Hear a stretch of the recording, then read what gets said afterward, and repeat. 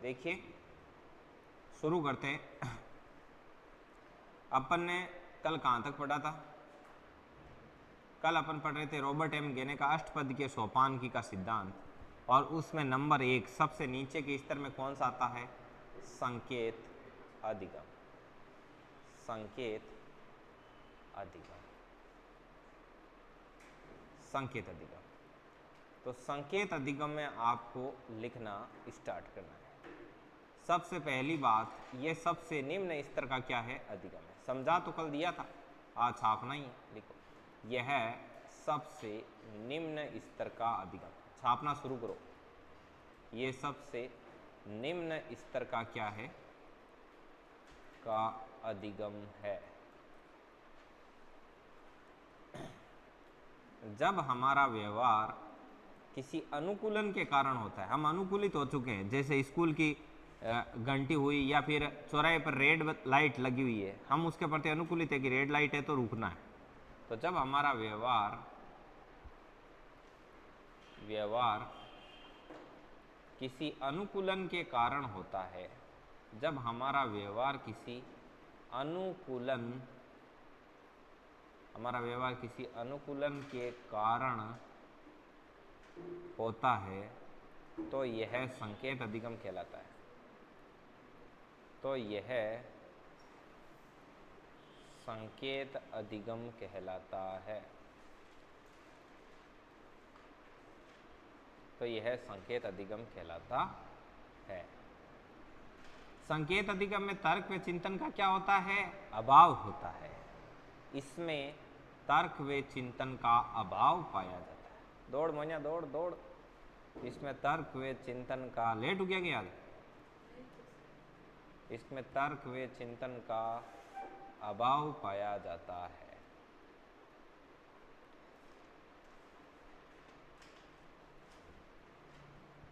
तर्क व चिंतन का क्या पाया जाता है? अभाव पाया जाता है। यह पावलोव के अनुकूलित अनुक्रिया के सिद्धांत पर आधारित है। यह पावलोव के अनुकूलित अनुक्रिया के सिद्धांत पर आधारित है। ये पावलोव के अनुकूलित अनुक्रिया के सिद्धांत पर आधारित है। ये चीज आपको लिखनी है। एग्जाम्पल, चौराहे पर लाल बत्ती देखते ही वाहनों का रुकना। सभी वाहन रुकेंगे। चौराहे पर लाल बत्ती देखते ही सभी वाहनों का रुकना। देखते ही सभी वाहनों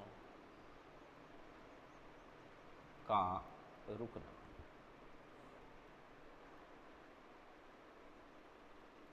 लिखो ये।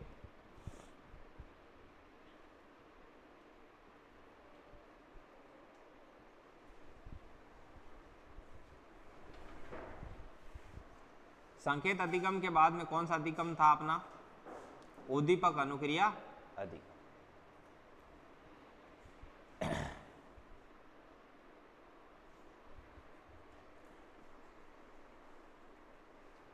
चलिए अगला। हाँ लिखिए। जहां पर जो चीज समझ में नहीं आए वो पूछ लेना। यह सबसे निम्न स्तर का अधिगम है। सबसे उच्च स्तर में कौन सा आता है? समस्या समाधान अधिगम।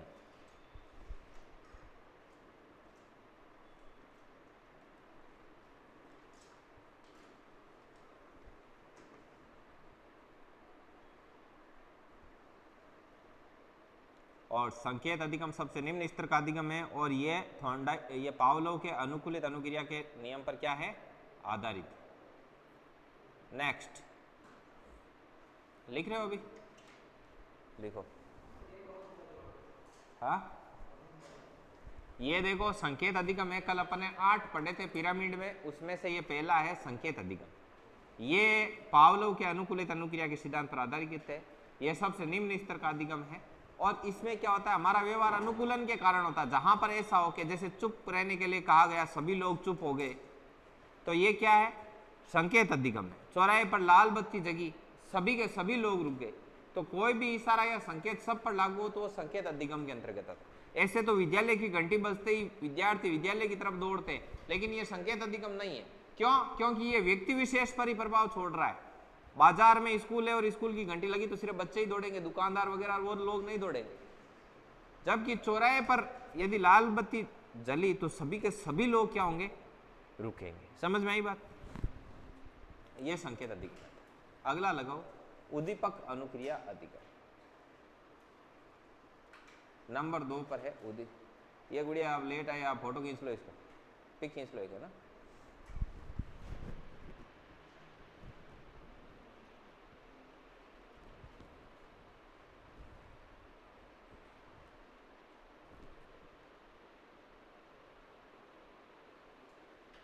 आ गया? ठीक है। वैसे पीडीएफ मिलेगा, ग्रुप में पीडीएफ आता है रोज का रोज, ठीक है। चल, नंबर 2 पर है उद्दीपक अनुक्रिया अधिगम। उद्दीपक अनुक्रिया अधिगम।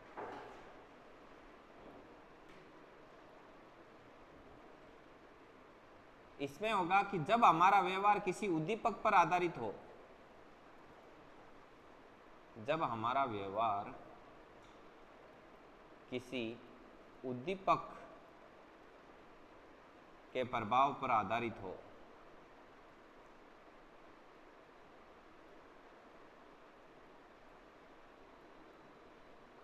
एवं व्यक्ति विशेष पर अपना प्रभाव छोड़ता हो, एवं व्यक्ति विशेष पर अपना प्रभाव छोड़ता हो,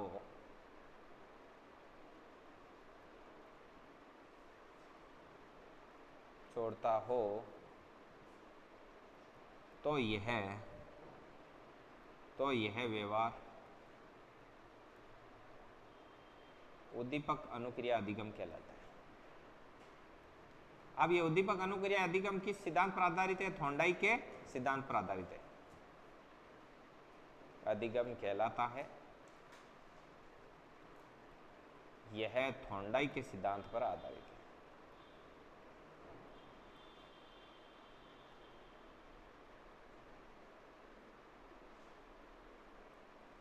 थॉर्नडाइक के सिद्धांत पर आधारित, यह थॉर्नडाइक के सिद्धांत पर आधारित है। एग्जाम्पल, विद्यालय की घंटी बजते ही विद्यार्थियों का विद्यालय की तरफ दौड़ना। घंटी बजते ही विद्यार्थियों का विद्यालय की तरफ दौड़ना, तो ये व्यक्ति विशेष पर अपना प्रभाव छोड़ रहा है ना, सिर्फ बच्चों पर ही क्या छोड़ रहा है, प्रभाव छोड़ रहा है। विद्यार्थियों का, घंटी बजते ही विद्यार्थियों का विद्यालय की तरफ दौड़।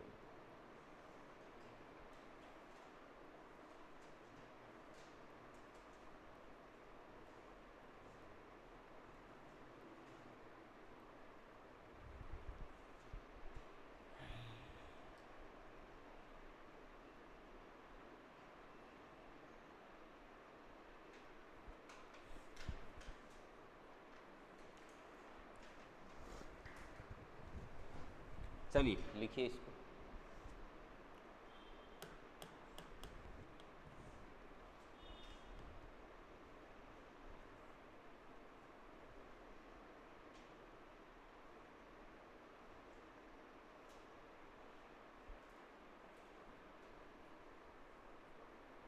हो गया?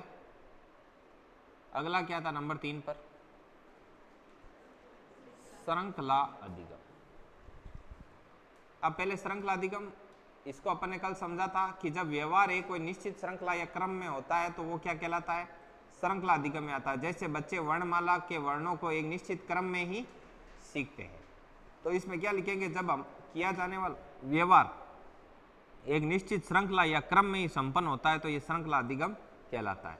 एग्जाम्पल, वर्णमाला के वर्णों को एक निश्चित क्रम में ही सीखा जाता है, और ये एडविन गुथरी के सिद्धांत पर आधारित है।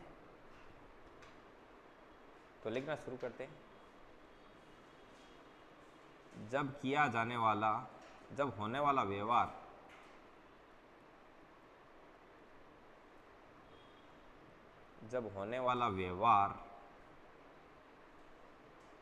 किसी एक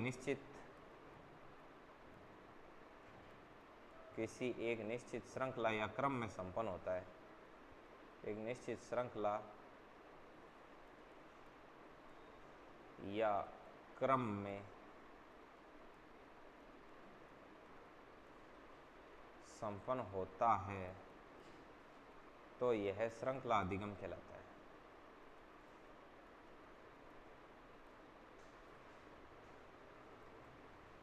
श्रृंखला अधिगम कहलाता है। ये एडविन गुथ्री के सिद्धांत पर क्या है? आधारित है। यह एडविन गुथ्री के सिद्धांत पर भाई जो है ये एडविन गुथ्री के सिद्धांत पर आधारित है। सिद्धांत पर आधारित। एग्जाम्पल, वर्णमाला के वर्णों को एक निश्चित क्रम में ही सीखा जाता है।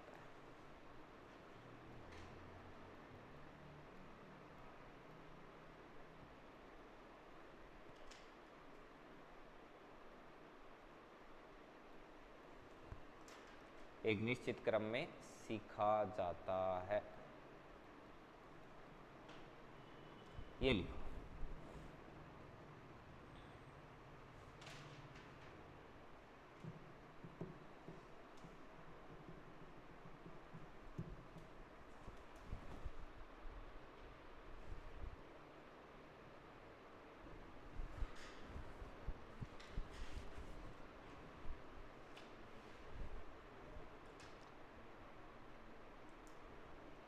मोनिका लिख नहीं रहे आप?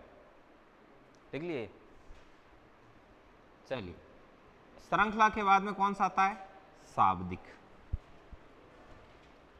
नंबर 4 पर आ रहा है आपका शाब्दिक अधिगम। शाब्दिक अधिगम क्या कहता है? जब होने वाला या किया जाने वाला व्यवहार शब्दों पर आधारित होता है, अर्थात इस स्थिति में हमें शब्दों को या तो याद करना पड़ता है, स्मरण करना पड़ता है या रटना पड़ता है, तो ये किसके अंतर्गत आता है? शाब्दिक अधिगम के अंतर्गत आता है। इसके उदाहरण में क्या आएगा? इसके उदाहरण में आएगा कि पाठ को याद करना, कविता को दोहराना, यह सब किसमें है? शाब्दिक अधिगम में। जब होने वाला या किया जाने वाला व्यवहार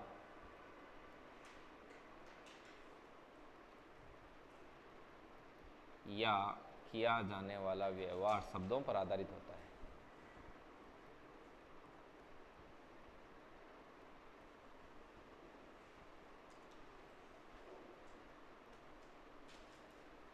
शब्दों पर आधारित होता है,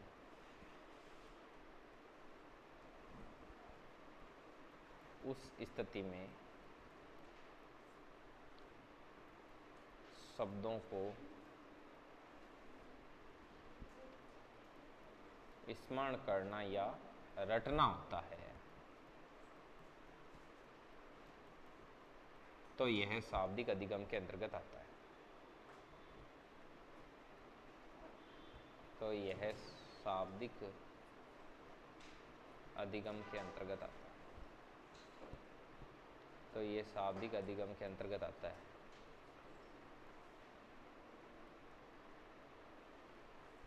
एग्जाम्पल, कविता को याद करना, पाठ को दोहराना,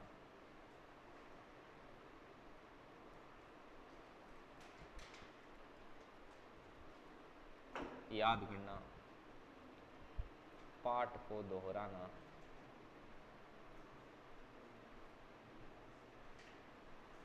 तो ये सब किसके अंतर्गत आएगा? शाब्दिक अधिगम के अंतर्गत आएगा। ठीक है।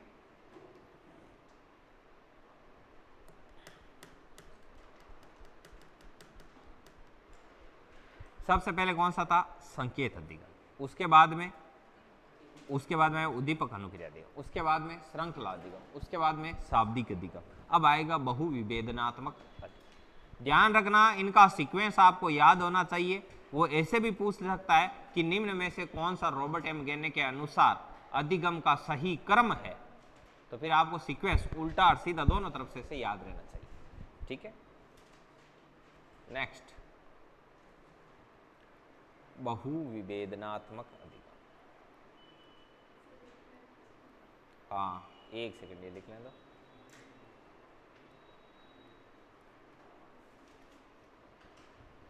ये लिखो,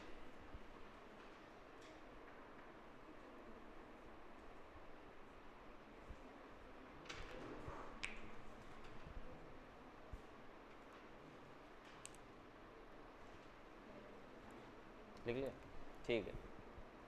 बहुविभेदनात्मक उद्दीपक, इसमें क्या है, जब एक या दो से अधिक उद्दीपकों में से जब हम एक सही उद्दीपक को छांट लेते हैं तो ये बहुविभेदनात्मक अधिगम के अंतर्गत आता है। इसका उदाहरण क्या है, इसका उदाहरण है बहुचयनात्मक प्रश्नावली में से सही उत्तर को क्या करना, छांटना। जैसे आपके विकल्प वाले सवाल आते हैं ना, उनमें से आप एक सही विकल्प को छांटते हो तो ये किसके अंतर्गत जाता है, बहुविभेदनात्मक के अंतर्गत आता है। तो चलिए इस चीज को लिखते हैं यहां पर अपन, दो या दो से अधिक उद्दीपकों में से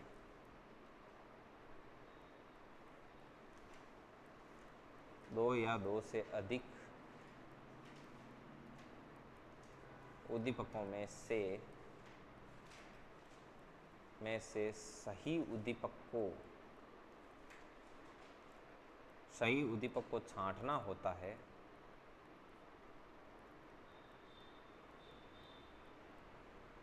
तो यह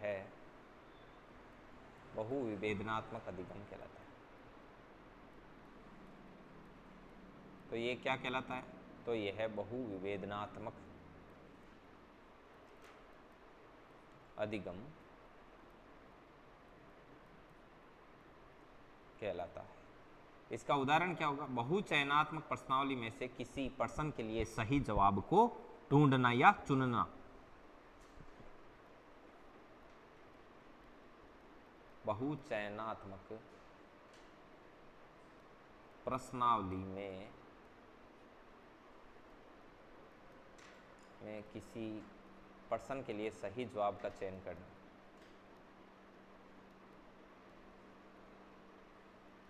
के लिए सही जवाब का चयन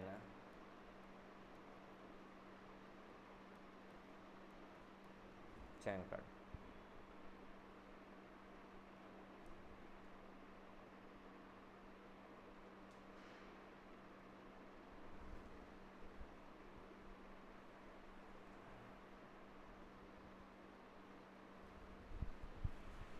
इसमें कौन से आएंगे, इसमें से यदि बहुत सारी चीजें रखी हुई और उसमें से यदि कोई व्यक्ति किसी सही चीज को आइडेंटिफाई कर लेता है तो वो किसके अंतर्गत आएगी।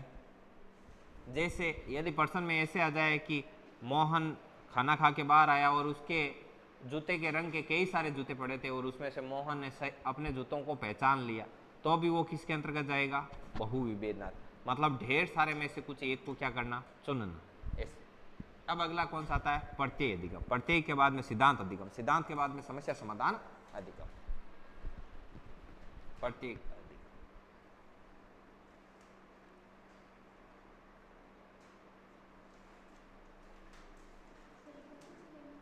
हाँ बिल्कुल।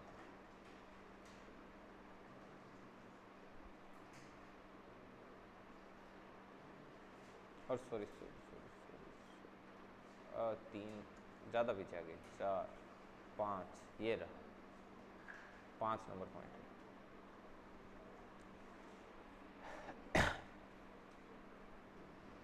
हो गया।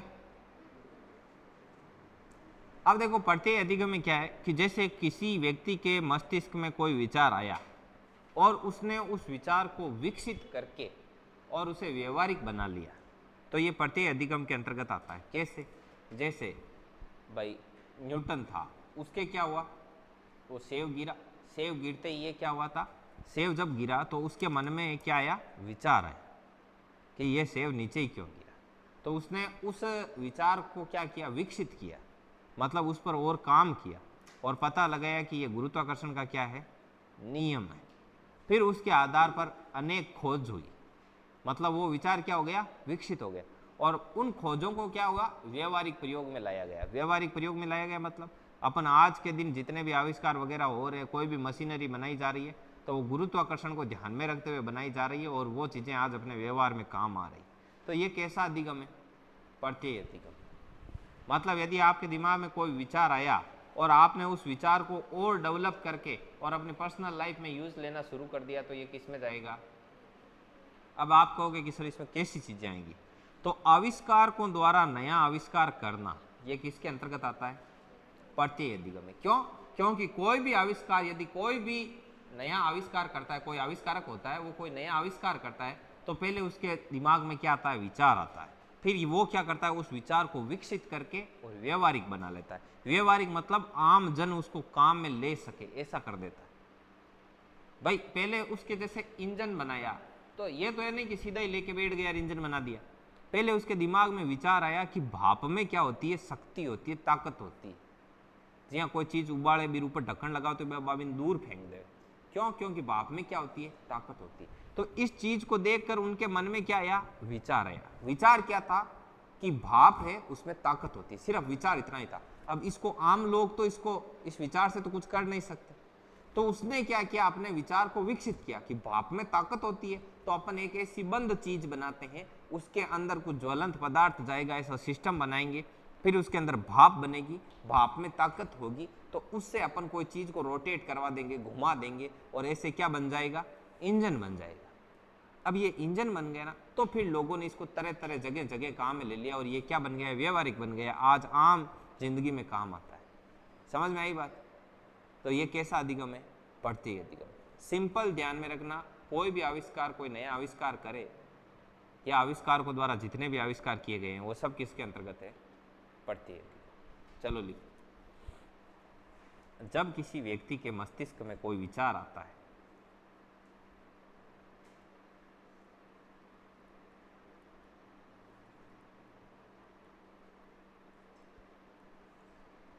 जब किसी व्यक्ति के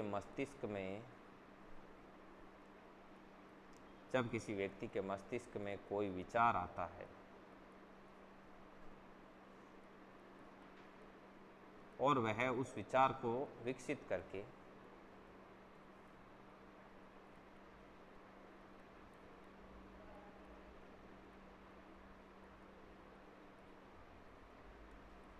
व्यवहारिक बना देता है तो ये प्रत्यय अधिगम के अंतर्गत आता है।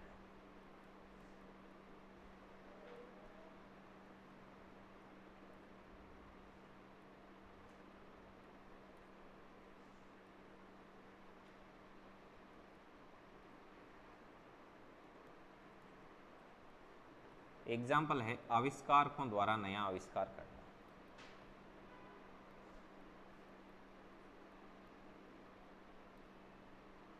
आविष्कारकों द्वारा नया आविष्कार करना।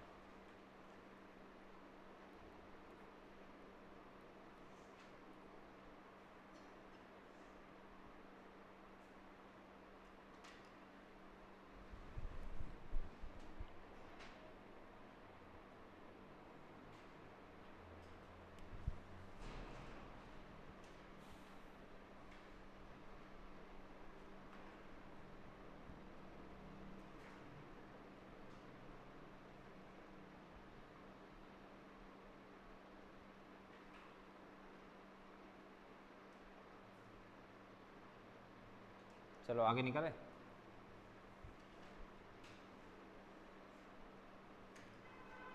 अगला क्या है, सिद्धांत अधिगम। ये लिख लिया सभी ने। अगला नंबर 7 है आपका सिद्धांत अधिगम। सिद्धांत अधिगम क्या कहता है,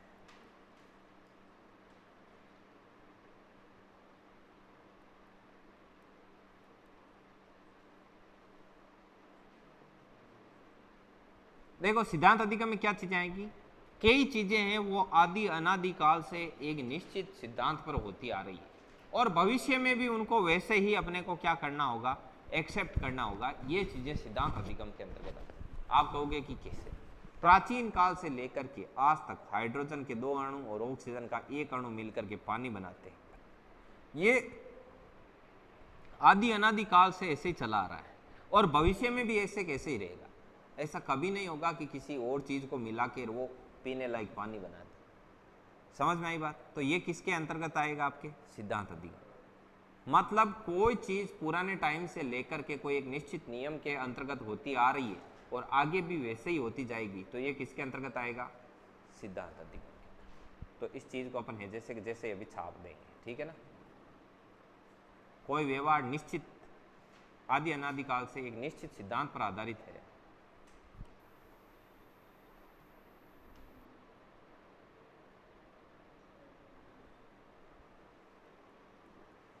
यदि कोई व्यवहार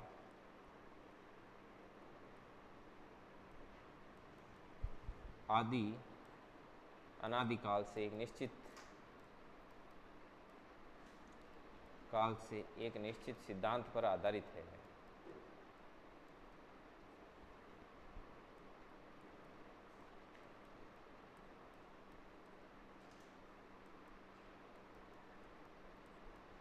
है, तथा भविष्य में भी इन्हें इसी क्रम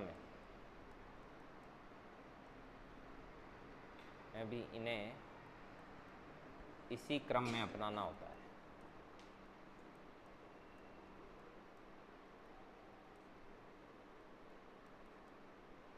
तो यह है सिद्धांत अधिगम के अंतर्गत आता है।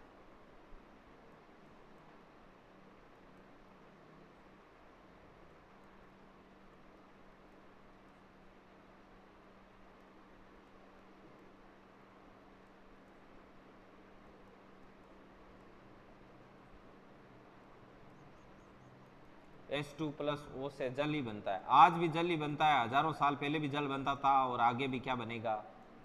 जल ही बनेगा।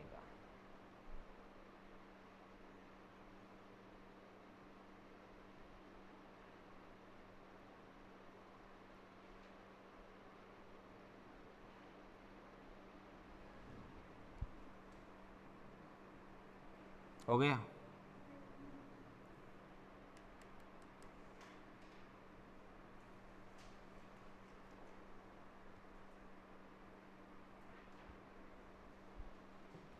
अब सबसे उच्च स्तर का आएगा और वो क्या है? समस्या समाधान अधिगम।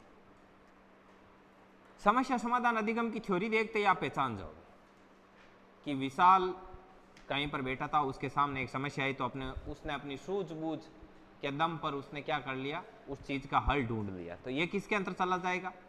समस्या समाधान अधिगम के अंतर्गत चला जाएगा। तो इसमें विशाल ने क्या किया? इसमें विशाल ने अपने तर्क व चिंतन का क्या किया?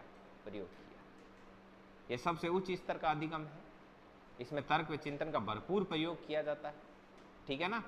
और ये ध्यान रखना, विश्व विकास के लिए यही अधिगम है वो जिम्मेदार है। दुनिया में विकास किससे होता है? समस्या समाधान अधिगम के अंतर्गत होता है। मनुष्य सभी प्राणी जगत में सबसे ज्यादा विकसित क्यों है? क्योंकि मनुष्य क्या करता है? समस्याओं का समाधान करता है, वो शंका करता है और उस शंका का क्या करता है? समाधान भी करता है। कोई चीज होती है तो वो सोचता है कि ये क्यों हो रही है, कैसे हो रही है, इसका क्या सॉल्यूशन किया जा सकता है। तो बरसों बरस से मनुष्य ने अपने आप को क्या किया? विकसित करने का प्रयास किया कि इससे आगे और क्या करें और अच्छा करें, करते करते करते करते वो यहाँ तक आ गए, इतना डेवलप। बाकी प्रजातियां उन्होंने कभी शंका नहीं की, जैसा चल रहा है ठीक है। तो यदि आप भी इसी डरे पर चल रहे हो कि जैसा चल रहा है ठीक है, तो समझ लेना आप मनुष्य प्रजाति में नहीं, क्योंकि मनुष्य प्रजाति वो हमेशा ही बेटर से बेटर ऑप्शन के लिए क्या करती है? प्रयासरत रहती है। समझ में आई बात? यदि हमारे पूर्वजों से पीढ़ियों से ऐसे ही सोचते कि जैसा चल रहा है तो ठीक है, तो अभी हम भी किसी नीम के पेड़ के ऊपर बैठ रहे थे, बिल्कुल विकसित होते ही नहीं। अपन 4 पैरों से 2 पैरों पे नहीं आते, हाथ खड़े ही नहीं आते। समझ में आई बात? ये सिस्टम। चलिए अगला है समस्या समाधान अधिगम। हकीकत बात है, यदि आप थोड़ा बहुत भी दिमाग नहीं लगाओगे तो बिल्कुल कुछ आगे होना ही नहीं। यदि आप ट्राई नहीं करते हो ना, तो ध्यान रखना कि देखो दुनिया में एक रूल है, लाड लो सीधा सिस्टम है। मैं रोज कई बार बताया मेरे क्लास में कि यदि देखो आपके जीवन शैली है वो रटी रटाई है, जैसे आप सुबह उठते हो वैसे करते हो, आपको रोज लगता है कि कल कुछ करेंगे, ठीक है, लेकिन कल कुछ नहीं करते, हरदम 3-4 घंटे आगे ऐसे लगता है कि हम कुछ करेंगे। जैसे सुबह उठते हो तो बोलते अभी उठे हैं, अभी तो उठे हैं, और ये सुनने में खुद को भी बहुत अच्छा लगता है कि अभी तो उठे हैं, है कि नहीं। तो फिर उठते उठते उठते जैसे कंप्यूटर स्टार्ट होता है, विंडो फिर ऐसे घूमता है, ऐसे आप उठते हो, फिर आप उठ के फिर ऐसे लगता है कि अभी तो कोचिंग जाएंगे, कोचिंग से आके ये काम कर लेंगे। कोचिंग से जाते ही सिस्टम बनता है कि अभी तो आए हैं, पूरे दिन पढ़ ही रहे थे, फिर जाके सो जाते हो, फिर सोने के बाद ऐसे लगता है कि अभी तो खाना खाएंगे, फिर खाना खाने के बाद ऐसे लगता है कि अभी तो खाना खाया है कि नहीं, 2 मिनट सांस तो लेने दो, फिर खाना खाने के बाद में फिर आपको थोड़ा बहुत पढ़ते हो तो ऐसे लगता है कि सुबह कर लेंगे, है कि नहीं। ऐसा होता है कि नहीं होता है, ऐसे करते हैं। और जैसे बुधवार आता है तो ऐसे लगता है संडे को कर लेंगे, और संडे को ऐसे लगता है कि पूरे वीक में एक संडे ही तो आया है कि नहीं। तो यदि आपकी लाइफ में 2+2 चल रहा है तो लाड लो हमेशा ही 4 होगा, जीवन भरता उम्र 4 होगा। यदि आप चाहते हो कि कुछ नया हो तो इसके लिए आपको कुछ क्या करना पड़ेगा, नया करना पड़ेगा लाड लो। इधर 0.5 डालोगे ना तो ही इधर 0.5 आएगा। आप उम्मीद करते हो कि हमारे 2+2 चल ही रहे हैं, कभी एक दिन ऐसा होगा कि 4.5 हो जाएगा, इसको ये कभी नहीं होगा। यदि आप कुछ अलग नहीं कर रहे हो ना तो आपकी ज़िंदगी में कुछ अलग होगा ही नहीं, ऐसे ही चलेगा। यदि आपको ऐसे लगता है कि नहीं सर कुछ अलग हो जाएगा, तो अपने दादाजी वगैरह हैं उनको देखो, हुआ क्या कुछ अलग, है कि नहीं, वैसे ही चल रहा है ना। उनको भी ऐसा ही लगता था कि बाद में ऐसे हो जाएगा, सब सेट हो जाएगा, लेकिन नहीं होता। हमारे एक गुरुजी थे, मैं उनसे पूछता था, मैंने कहा सर आपको भी ऐसे लगता है क्या कि फिर सही हो जाएगा? उन्होंने कहा बिल्कुल इजेक्ट, ऐसा बिल्कुल लगता है कि मैं पढ़ता था तब मुझे लगता था कि नौकरी के बाद सब सही हो जाएगा।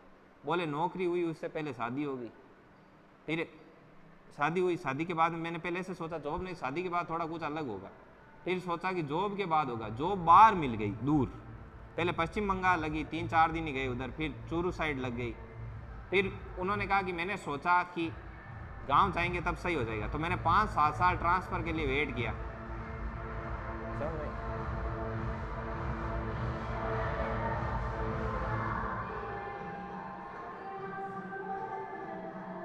ये 5-7 साल तक उन्होंने ट्रांसफ़र का वेट किया, ट्रांसफ़र हुआ नहीं, तो उन्होंने उस जॉब को छोड़ने से पहले वापस तैयारी शुरू की। वो 1st ग्रेड में लगे हुए थे सेंट्रल में, और वापस तैयारी शुरू की 2nd ग्रेड की नीचे की, ताकि स्टेट गवर्नमेंट का एग्ज़ाम देके इधर आ जाए। फिर इधर आए तो बोले कि ऐसे लगा कि एक बार घर वर बना लें खुद का, फिर लाइफ सेटल हो जाएगी। फिर बोले कि घर बनाया, अब घर बनाया तो पहले उनके वो मिसेज की जॉब थी, तब तक मिसेज का आगे ट्रांसफ़र हो गया, बच्चा 12th में आ गया तो वो कोटा चला गया, सारे इधर उधर हो गए।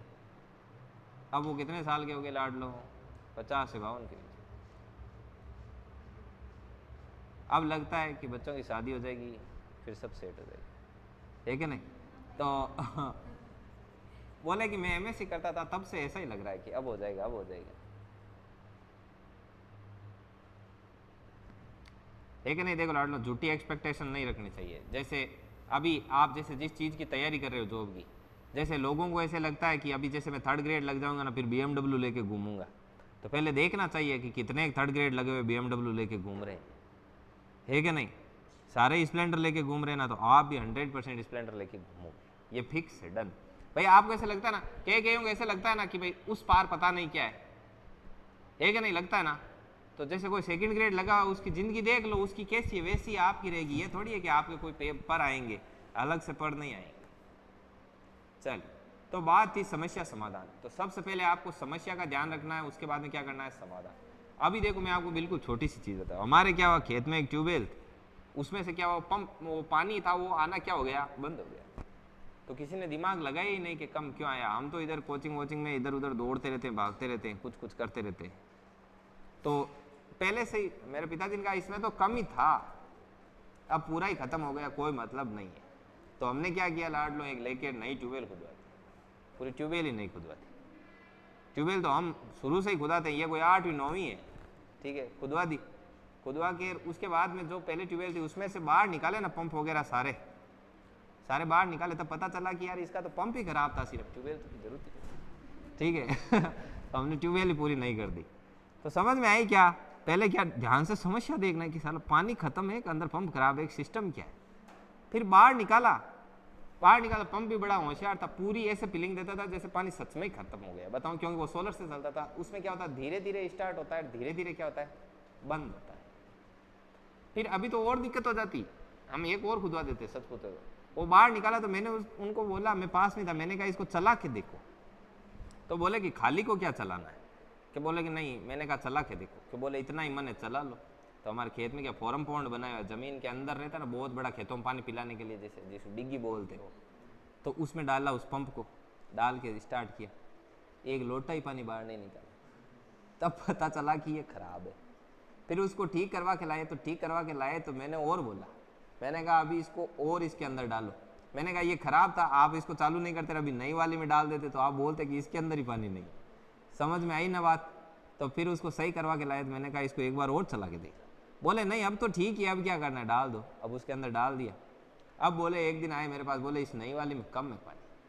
मैंने कहा इस बार तो मैं नहीं मानने वाला, ठीक है, मैंने कहा इस बार कम नहीं है।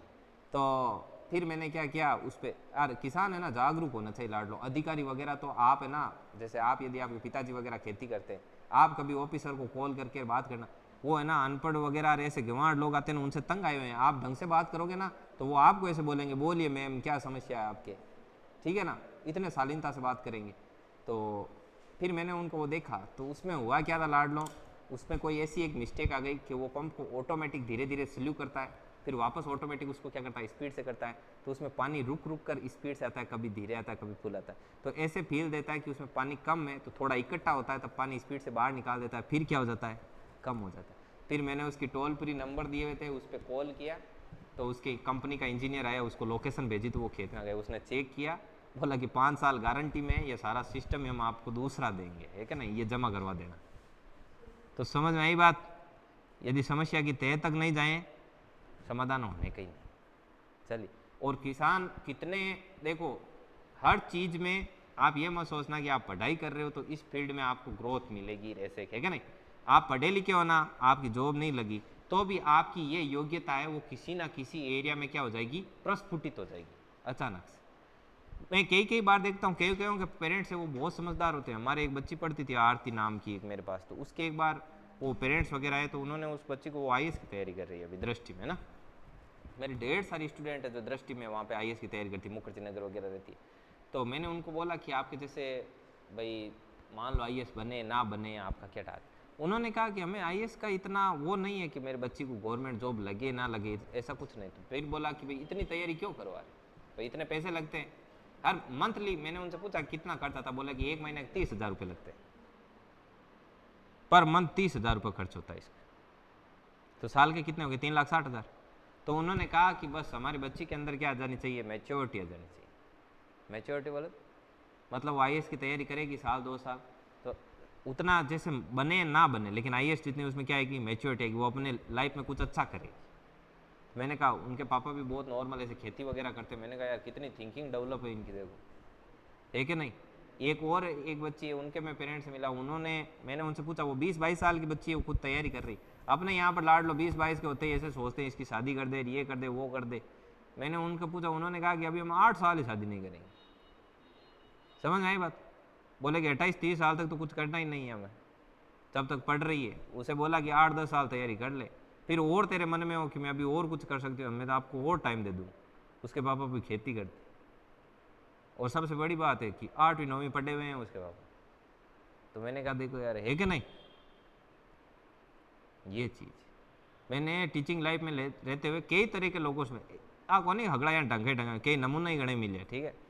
तो आ चीज़ हुई आखिर एक थे चीज़ नोटिस करिए, एक मंकरोल में भी ये थे, शायद जानो कौन जानो था बैंक के पिताजी का नाम पूरणमल जी है, हालांकि देखो रिकॉर्ड हो रही है, मन कोई दिक्कत कौन, मंग फैमिली का ही है ना। तो बैंक बच्ची लक्ष्मी तो थे बैंक, मतलब घर वगैरह देखो ना थाने यानी 30 तक कौन लागे कि बच्ची ने कितनी दूर पढ़ा सके। समझ में आई बात।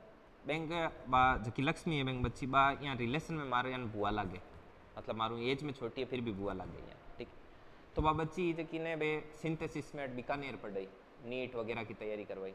फिर बाद में फिर यहाँ खुद के मन में हो कि मैं की करूँ, जन भाई यहाँ यूट्यूब वगैरह सर्च में करते, जन भाई कोई पंजाब की कोई लड़की की यहाँ टच में आई जकी भी ने यहाँ रास तो बतायो कि वो एग्ज़ाम वगैरह देनो, जन बा कोई एग्ज़ाम दियो कैलिफोर्निया अमेरिका, जना बीर वो टेस्ट हो जो वो क्लियर हुई गो पर टेस्ट है जब मांग गाँव ई मित्र वगैरह दियो समझ में आई बात। बाद में बाबी मैं ट्राई करी बीर वो टेस्ट क्लियर हुई गो छोटो टेस्ट हुआ करे। बाद में दिल्ली में भी इंटरव्यू वगैरह हुआ बस छोटी मोटी लैंग्वेज की तैयारी करी वीजा वगैरह बनाया खुद ही करिया सगला काम यार एकदम नॉर्मल स्कूल में पढ़ी मांग गाँव में यार बैंक पापा वगैरह बैंक पापा का और मम्मी का मैं तो हौसला सैल्यूट करूँ कि इतना मजबूत हौसलो रिया करे कोई तो मैं घर देखो ना घर या लाइन मतलब एक रूम वगैरह बनाए और एक रसोई बनाई 2-3 रूम है सीधा खेत में ढाणी में रहे। फिर बाद में बैंक बच्ची थी कि बा कैलिफोर्निया गई पढ़ हाँ अब बार कैलिफोर्निया में रहे बट अमेरिका बट अमेरिका में MBBS करे तो बिने भी पढ़ाने वाला बैंक देखो ना मम्मी पापा ने जन मनिया दिमाग में आवे कि एने सही मायने एने किया करे कि हाँ बाप है आ माँ है या सही डेफिनेशन हुई आग्रह कि बाप की माँ की बिने एकदम कहीं करे बराबर वे में फॉलो अप करे।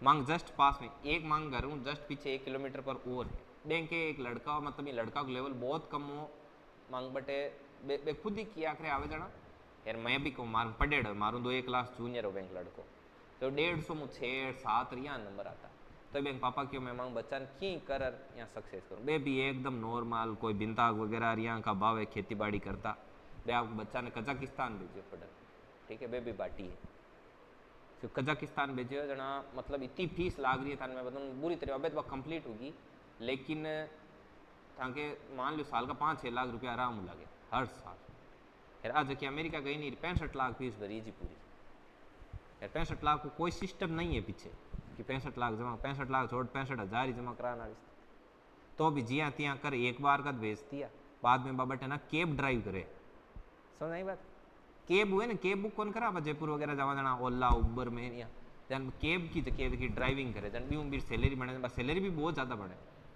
मतलब बैंक एक सिस्टर है जब बैठ रहे जब मांग करने घरे आता रहे जन भाई बातचीत हुए जब बतावे भाई क्यों जकर भी रो जो रूम रेंट है ना वो इंडियन करेंसी के हिसाब में खाणो पीणो रहनो और वो महीना 2-2.5 लाख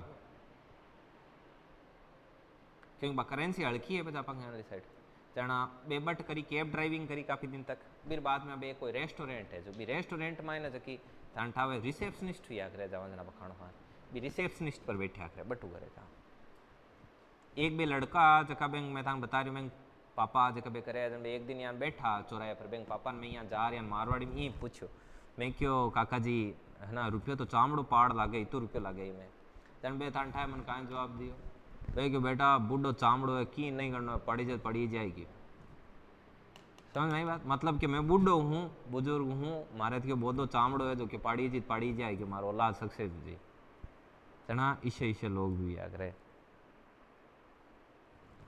समझ में आई लाड लो तो ये चीज है देखिए समस्या समाधान अधिगम देखिए जब हमारे सामने इसलिए लाड लो आपको भी अच्छे से एजुकेशन करनी है ठीक है ना एक साथ ही पढ़ेड़ी लड़की आपके बच्चा न पाले रे एक MSc करेड़ी पाले ना रात और दिन को फर्क हुआ करे ठीक है जब हमारे सामने कोई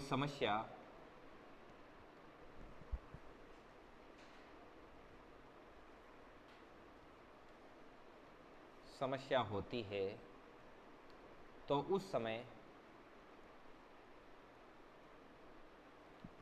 समय हम चिंतन व तर्क के माध्यम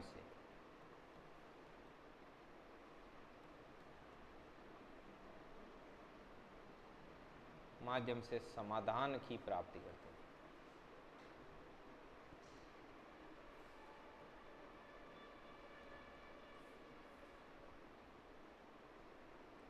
तथा यह अधिगम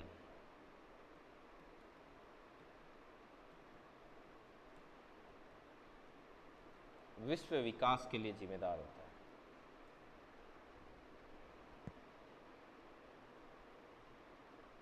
विश्व विकास के लिए जिम्मेदार होता है।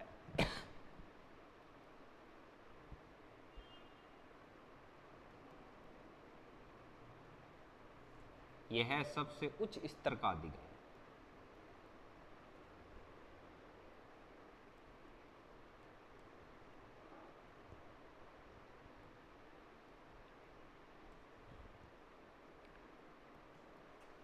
इसमें क्या आएगा, सभी समस्याएं और सभी समाधान। हेलो, मैं कोचिंग हूँ, कोचिंग में आनली साइड आया जो कि 3rd नंबर गेट है, नहीं साइड में थे की जगह। अच्छा यहाँ, हाँ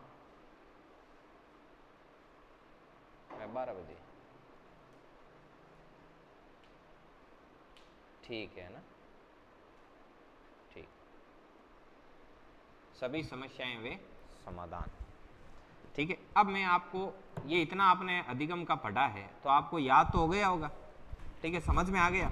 तो अपन क्या करेंगे, इस सिर्फ रॉबर्ट एम गेने के अष्टपदी के सोपान के सिद्धांत पर क्या करेंगे, प्रश्नोत्तरी करेंगे, ठीक है ना, प्रश्न एंड उत्तर। तो लगाओ प्रश्नोत्तरी।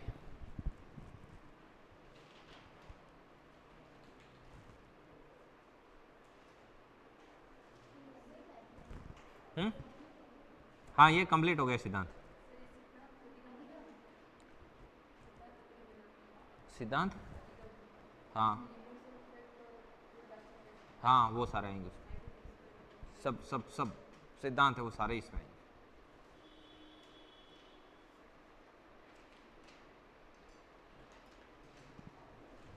लगाओ प्रश्नोत्तरी।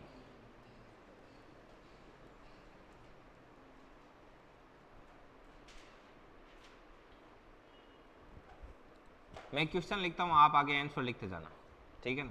क्वेश्चन, क्वेश्चन नंबर 1, अधिगम के 8 प्रकारों को वर्णित किया।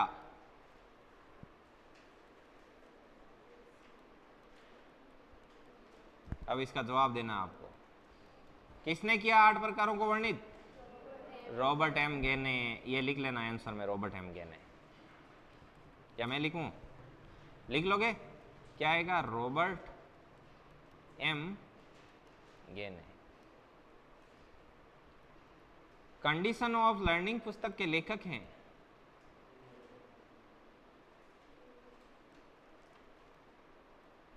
ए देखो, ए लर दे, कंडीशन ऑफ लर्निंग पुस्तक कौन लिखी, बस नियाल भाई जी, ये लिखी थी आपके रॉबर्ट एम गे ने।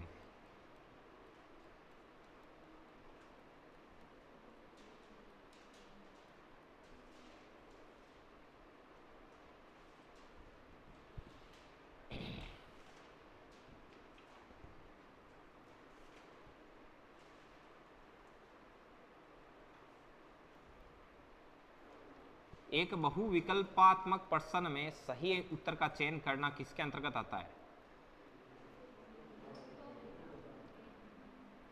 प्रश्न में सही जवाब का चयन करना किसके अंतर्गत आता है।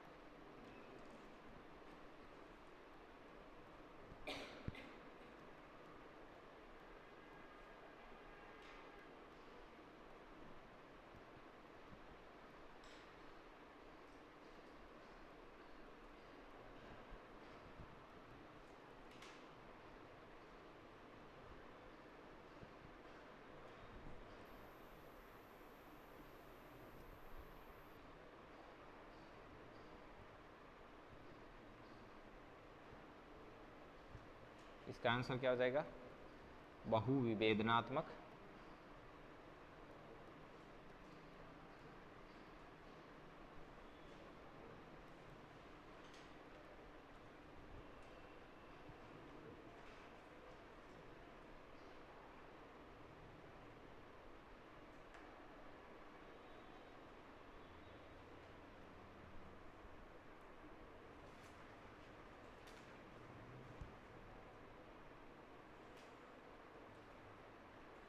लिख रहे हो अभी,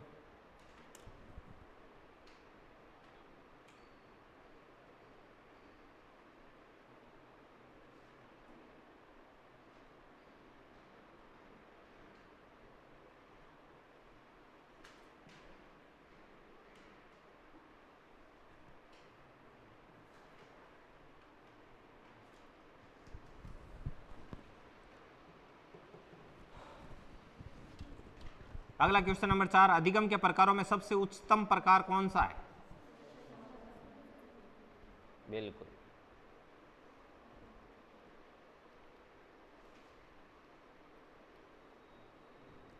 अधिगम के प्रकारों में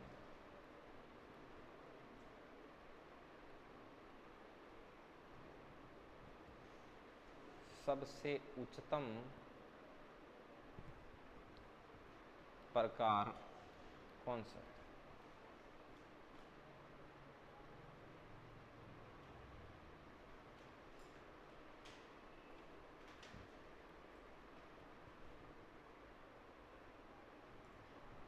तो इसमें आ जाएगा समस्या समाधान,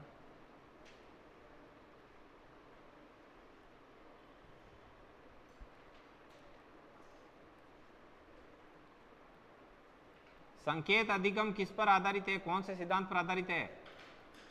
पावलोव के अनुकूलित अनुक्रिया के सिद्धांत पर आधारित है संकेत अधिगम।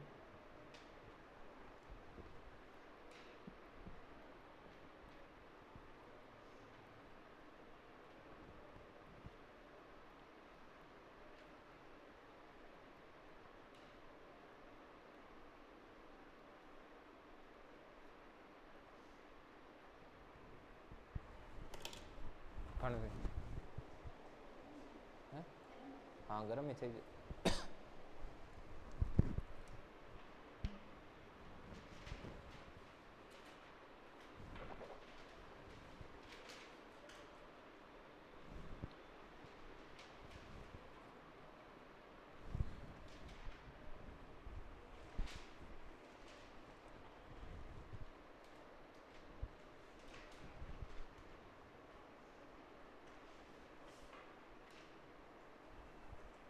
चलिए, व्यवहारवाद आपका फिनिश है।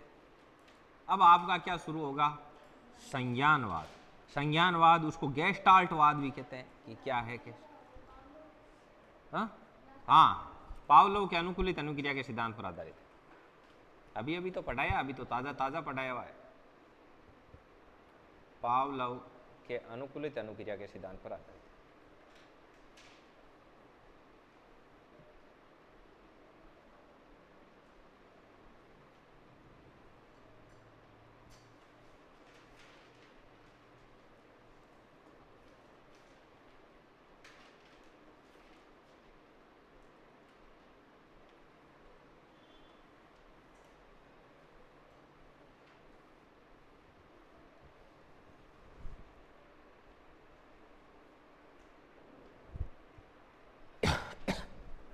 देखिए, अब क्या शुरू होगा आपका? संज्ञानवाद। तो लिखो संज्ञानवाद शुरू, यहां से संज्ञानवाद शुरू, ताकि पढ़ो पता तो रहे कहां पर क्या है। अब देखो, अपन ने उसमें पढ़ा था तो व्यवहारवाद में सिर्फ क्या था? एस आर, लेकिन इसमें क्या आ गया? S O R. अब कई बार ऐसे लिखा होता है एस ओ आर टी, तो टी का मतलब होता है थ्योरी। तो ये तो एस आर टी है, स्टिमुलस रेस्पॉन्स थ्योरी। ये क्या है? S O R T, stimulus organism response theory. तो इसमें बीच में क्या आ गया? ओ।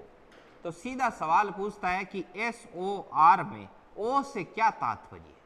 तो ओ से क्या तात्पर्य? ओ का मतलब होता है ऑर्गेनिज्म। ऑर्गेनिज्म, इसका मतलब होता है संज्ञान या संज्ञानात्मक या संज्ञान, ये मतलब होता है। अब देखो बात हुई क्या? बात ये हुई, व्यवहारवादियों ने कहा कि भाई देखो, कोई ना कोई उद्दीपक होता है, उस उद्दीपक को देखता है ना तो प्राणी पर प्रभाव आता है, और प्राणी क्या शुरू कर देता है? अनुक्रिया, उस उद्दीपक को हासिल करने के लिए। और इस प्रकार से क्या बन जाता है? बंध बन जाता है और अधिगम हो जाता है। फिर एक मनोवैज्ञानिक आए जिनका नाम था वुडवर्थ। क्या थे? वुडवर्थ। और वुडवर्थ ने आते ही एक गुड वर्क किया। इन्होंने कहा कि मैं व्यवहारवादियों से संतुष्ट नहीं हूं। इन्होंने कहा कि भाई उद्दीपक को देखकर और उस पर प्रभाव आया, तो प्रभाव ऐसे ही थोड़ी आता है। आदमी के अंदर कुछ होता है जिसको संज्ञान बोलते हैं, ज्ञान बोलते हैं, मतलब मस्तिष्क का रोल होता है, तभी उस पर उद्दीपक का क्या आता है? प्रभाव आता है। तो इसने कहा कि उद्दीपक का मनुष्य पर या प्राणी पर प्रभाव आना उसके अंदर संज्ञान के होने को प्रदर्शित करता है। अर्थात प्राणी पर उसी उद्दीपक का प्रभाव आएगा जिसके बारे में प्राणी को क्या होगा? ज्ञान होगा। अब जकी चीज के बारे में थे जानो ही कोनी फिर प्रभाव आएगा ना यान की एक मशीनरी पड़ी है जगी तक जिंदगी में कभी देखी कोनी थे मिन देख रहा ट्रैक वो गए कौन हूँ लेकिन थान बिंग मशीन के बारे में ध्यान है क्या मशीन यहाँ की है कि एक बटन दबाते ही रोबोट बन जाए बाद में सगड़ा काम कर दे झाड़ू पोछा A to Z खानो बनानो समेत जन थे मेरी तरफ अट्रैक हुआ कौन हो है क्या नहीं थे कि बहुत बढ़िया है चार्ज कर दे काम कर दे घर को सगड़ो आप हो जाए फ्री तो अब इसका प्रभाव आप पर क्यों आया क्योंकि आपको उसके बारे में क्या था ज्ञान तो ओ क्यों खाली स्टिमुलस रेस्पॉन्स ही कौन हुए बीच में खोकाम की गालो मायने जन काई गालियो ओ ऑर्गेनिज्म संज्ञान ज्ञान इसलिए कहा जाता है कि वुडवर्थ ने SR थ्योरी को SOR थ्योरी में बदल दिया बस आ ही चीज है वो जकी व्यवहारवादी और संज्ञानवादियों के बीच में एक लकीर खींच दे व्यवहारवादी अलग संज्ञानवादी अलग बे ज्ञान में तो हम देखो बेत के बस करिया जो काम हो जाए ए जका ज्ञान में तो दे समझ में आई बात लिखो संज्ञानवाद शुरू ऊपर हेडिंग लगाओ मोटा मोटा अक्षर SOR और इसके बारे में पढ़ेंगे अपन कल व्यवहारवाद आपका कंप्लीट हो चुका है ठीक है यह शुरू करेंगे संज्ञानवाद चलेगा 3-1 दिन चलेगा 3-4 दिन के अंदर अंदर संज्ञानवाद आज काय बार हो गया बुधवार बुध है सैटरडे तक संज्ञान कंप्लीट फिर बाद में दान कराऊंगा मोटिवेशन अभिप्रेरणा के बाद में चिंतन के बाद में छोटा बेटा है वो सिस्टम करार अधिगम चैप्टर है जो अगला वीक में कंप्लीट हो जाए अगला वीक बोले तो आज कितनी तारीख होगी तारीख कितनी है 24 हुई है ना इनमें तो संज्ञान पूरा 5-1 मई तक कंप्लीट हुए थे हाँ टेस्ट में पूरा यार कितना पेज हुई यार कोई पेज नंबर लगोगे कि लगोगे कौन पढ़ता रहिए बराबर मात्रा में रिवीजन करता रहिए ठीक है ना तो बाकी सब बढ़िया है 10:58 हो चुके हैं आज जो पढ़ाया उसको रिपीट मारते हैं